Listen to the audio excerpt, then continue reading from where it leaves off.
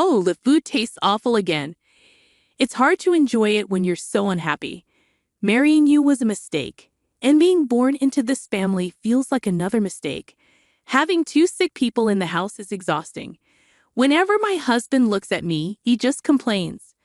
I don't want his words to upset his sick parents. My name's Chloe. I'm 34. We've been married for 5 years. We met through a friend when I was 29 and my husband was 31. After finishing college, I lost both my parents to illness one after the other. My husband, Sam, wanted to get married quickly, and I thought he was serious about it. But now I think he just didn't want to be left behind because all his friends were getting married. We started talking about marriage after only 6 months of dating, and I met his family. They were nicer to me than I expected, especially when they found out my parents had passed away. His mom helped me with the wedding planning like my own mom would have, and I was really thankful. So, I didn't mind the idea of living with his parents after we got married. Actually, I felt very welcomed. Chloe, your coffee tastes really good. Thanks. My dad, who passed away, loved coffee, and I do too because of him. Sometimes I even blend different types of beans myself. I was so passionate about coffee that I wanted to open a cafe with my dad someday. After my dad died, I lost my love for making coffee, but my father-in-law really likes the coffee I make. When I see how happy he is drinking it, it reminds me of my dad, and sometimes I cry. But my husband Sam doesn't care much about coffee. He can't even tell if it's instant or brewed from beans. He always says instant is probably better. I love cooking, but Sam doesn't seem to care about food. He never compliments my cooking and thinks all food tastes the same. But my mother-in-law enjoys cooking with me, which makes me happy. I always wanted to cook with a daughter like her. Chloe, you know so many recipes. You've been teaching me a lot, thank you. I love cooking with you every day. Sam didn't help with chores, but my in-laws always appreciated what I did. So married life was good. But 2 years ago, my mother-in-law got sick. She didn't need to go to the hospital, but she had to rest sometimes. Chloe, I'm sorry. I'm feeling better today, so I can help with chores a bit. Please take a break sometimes. I'm okay, don't worry about it. But Mom, Chloe is really good at housework. Sam, don't say that. Do you realize how much Chloe helps us every day? You can work without worry because Chloe is here. You should show some gratitude. Taking care of my husband's parents is something I'm grateful for. It's not hard for me to look after my mother-in-law, but it bothers me that Sam doesn't appreciate me. After my mother-in-law got sick, Sam started complaining about the house being gloomy. He began coming home late and working more on his days off. Then I noticed makeup on his clothes, lingering perfume, and other suspicious signs. When I confronted him, he admitted to having an affair. He said he met her at a bar where he went with colleagues because he didn't want to come home early and help with caregiving. I was shocked by his lack of guilt and the ridiculousness of his excuse for cheating. It made me angry and frustrated to think he was doing this while I was taking care of the house and his mother.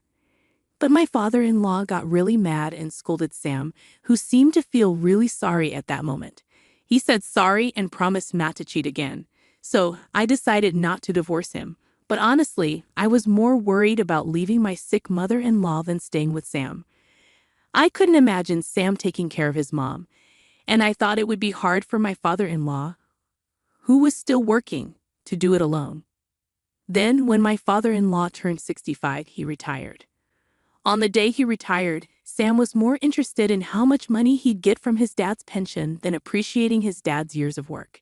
It seemed like Sam was counting on getting some of his dad's pension, but his dad's answer was totally unexpected. I can't give you any money from my pension, he said. I'll only get enough to live on. What? So why did I put up with everything all this time, taking care of my mother-in-law and living with her? What are you talking about? You barely do anything to help your mom. Just living in the same house doesn't count as taking care of her. After that, Sam's mean words got worse.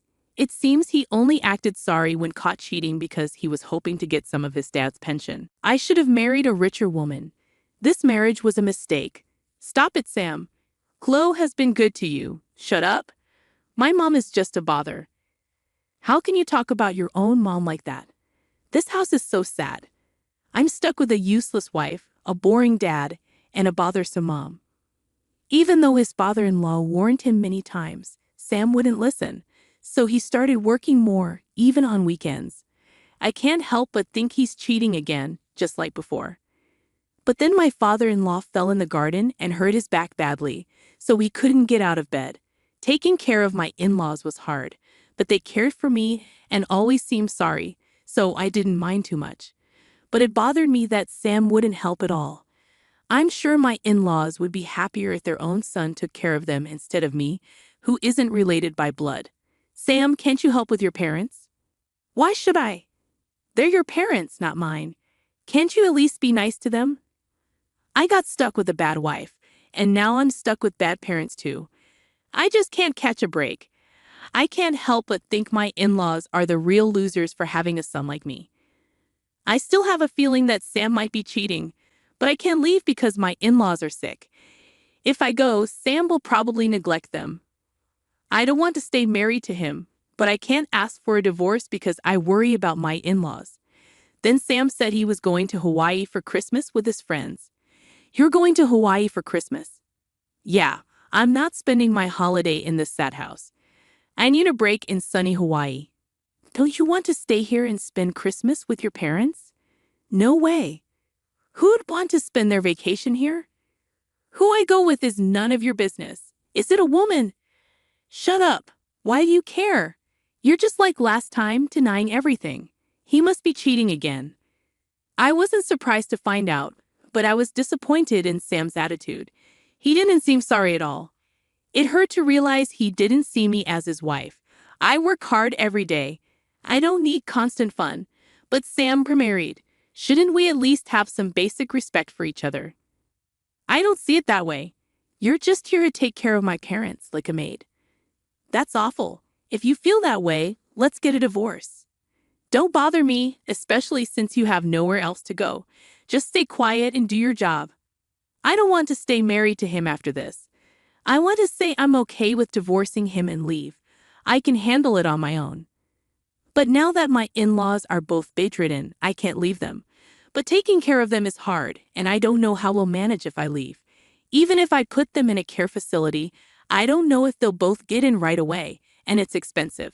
Can their pensions cover it all? Even if I work, I don't know if I can earn enough. I have my own life to think about too. It's all really worrying. But after everything, I can't stay with my husband anymore. You're worried about Sam, right? Yes, it seems we raised our son wrong. I'm sorry for what he's done to you. You don't have to worry about us. Do what you need to do. That's right, Chloe. You should be free. But I can't just leave. I can't leave everything to Sam. My in-laws care about me so much, even more than their own health.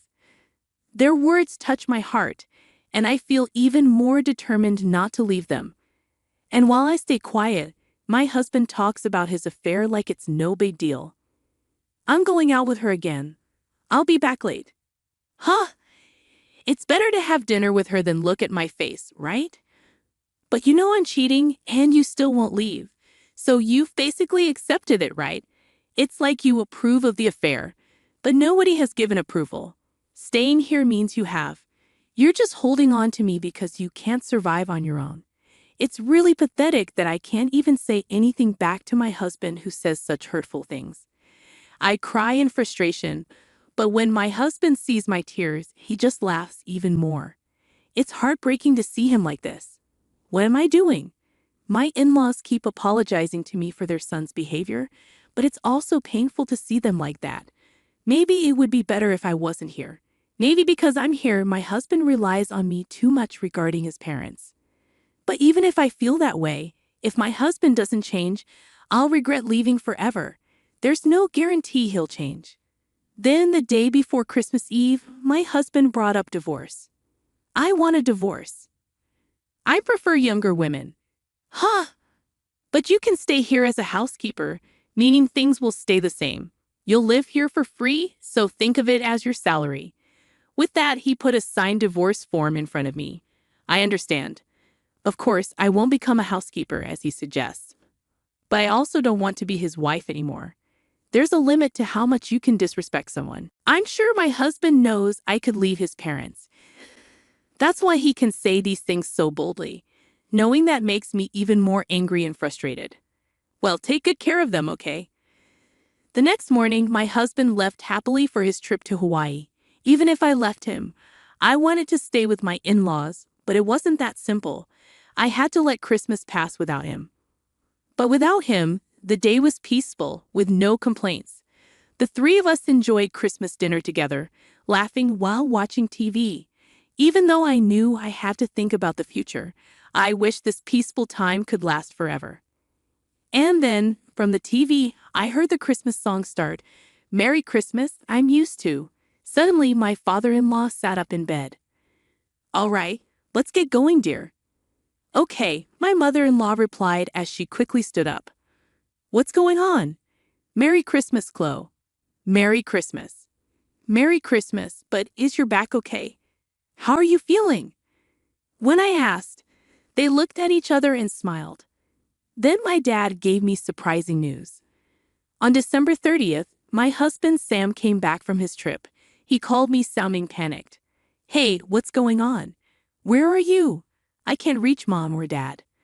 "Well, your parents have been busy with Christmas stuff, so they're resting." "Where did you take them? Did you kidnap them?" "No way. They decided to go on their own.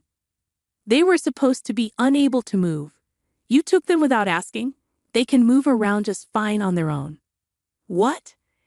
As soon as the Christmas song started, my in-laws stood up. Seeing my shocked face, my father-in-law said, "It's time for a fresh start," and laughed. Turns out his back pain had healed, and my mother-in-law had gotten better over the last 6 months. But because of Sam's mean words, my father-in-law made a plan. He told my mother-in-law about it, and she agreed.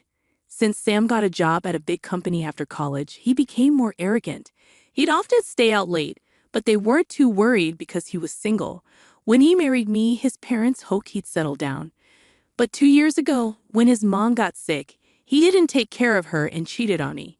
He acted sorry, but his dad sensed something wasn't right. As his dad's retirement neared, Sam started talking about the pension, showing his greed. They knew he was being fake just to get the money. But when Sam found out there was no pension, he showed his true colors. This confirmed his father-in-law's suspicions. Actually, his dad got more pension, but he didn't tell Sam because he knew Sam wanted it. If Sam had been nice to his mom and me, they would have shared the money with him, even without the pension. "It's sad it didn't happen that way," said his father-in-law sadly. When he fell and hurt his back, Sam said, "If you're bedridden now, you'll just be a burden." That made his dad stop seeing Sam as his son. So the parents decided to act like they were bedridden and make plans. He said sorry for causing me trouble. During that time, I noticed a "for sale" sign on our house. Why was it there? The meaning was pretty clear. Don't waste time. Our house was put up for sale. We moved out. What? I didn't know anything about this. Exactly. I don't want to live with you anymore, so I didn't tell you. My father-in-law bought a new house with his savings. The old house was supposed to be sold by a real estate agent, and we were supposed to leave by Christmas. But since we weren't going anywhere, we waited until yesterday when Sam left for his trip. It was funny how my father-in-law joked about moving when the Christmas songs played, but it felt like a new beginning for me too. All I had left to do was pack my stuff, which was easy. The movers were already booked, and everything was moved out by the 28th. "Dad, did Sam get enough money from the pensions?" "He didn't tell you because he wanted it all for himself." "What about the money from selling the house?" "I'm his son, so I should get a share. It's my right. Your dad is still alive, so it's not inheritance, right? But you know he's determined to spend all his money before he dies, so you won't get anything. He's still my dad. He doesn't want to be your dad anymore." "Oh, and don't worry. I've already started divorce proceedings. But he bought a new house. When Dad dies, it'll be mine." "Oh, the house my father-in-law kindly put in my name. There might be gift tax, but I think I can handle it with the property I'll get from you." "What?" This was the second time I caught my husband cheating, and he dumped all of his parents' care on me while he kept abusing me daily. I've been a homemaker for 5 years. With everything considered, I was told I'd get a fair share of our property. My father-in-law already talked to a lawyer about it. Your things are in storage, though there wasn't much. The lawyer has the key and will contact you later. Where am I supposed to go now? I don't know. Figure it out. That's not helpful. I told my girlfriend I'd be living in a nice house with a maid. Without a house or you, I'll look bad. I couldn't believe he said that to me. It reminded me he only thinks about himself. I didn't even want to talk anymore, so I hung up. Maybe you can do wrong without getting caught. My ex-husband's boss saw him in Hawaii during a work trip and found out. His company has strict rules, so he got demoted and a big pay cut. After my lawyer contacted the woman my ex-husband was seeing, she disappeared. Sadly, my ex-husband keeps asking to get back together, but I won't agree to that.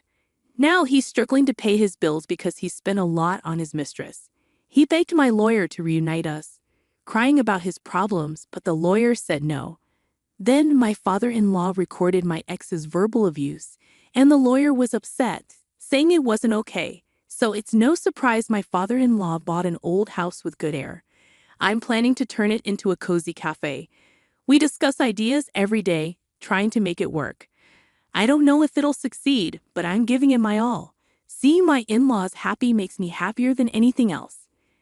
I want us to keep living together, enjoying good coffee and getting along.